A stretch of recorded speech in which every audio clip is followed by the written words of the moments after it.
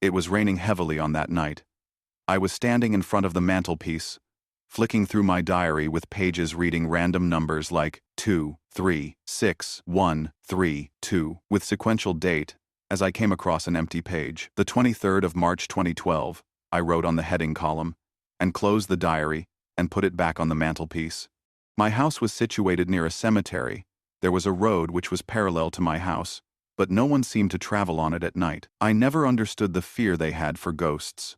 Even though I believed in them, I didn't fear them. I never saw them as dangerous, and neither did I feel anything negative from them. But my beliefs were never like this before. It was only after I started to live in this house that I understood it. Making my way back to the couch, I turned on the television. It kept losing signal because of the heavy rain and thunder. I turned it off and took a rest on the couch. But just moments later, I heard the doorbell ring. I opened the door, witnessing a man wearing a tucked-in shirt, carrying a laptop bag. He was drenched from head to toe. I was going back home from the office, and then the rain started. "Would you mind giving me shelter?" the man politely asked. Despite of the typical instinct that others had toward strangers, I let him inside. I sat him near the fireplace, letting him warm himself up. His hands were fidgeting, and his eyes kept glancing around. His behavior grew more erratic as he kept glancing at the fireplace. As I strolled to the kitchen to make myself some coffee, I asked him if he wants one. Silently, he nodded his head. I went to the kitchen and put some water to boil. I fetched 2 cups from the cabinet. Looking at the boiling water, I got zoomed out, and it was just until I stopped hearing the crackling of the fire.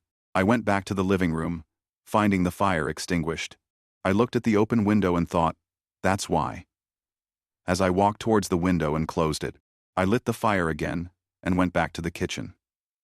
When I was about to pour the water in the cup, I heard a loud shattering sound coming from the living room.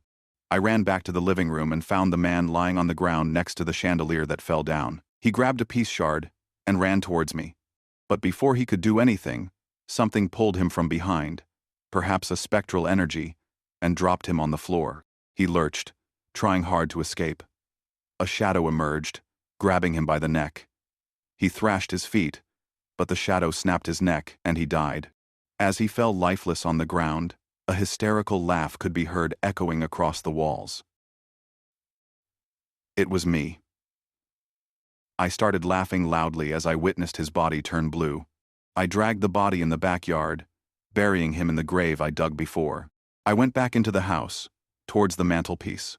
I grabbed my diary, wrote on the last page, 1, and placed it on the mantelpiece.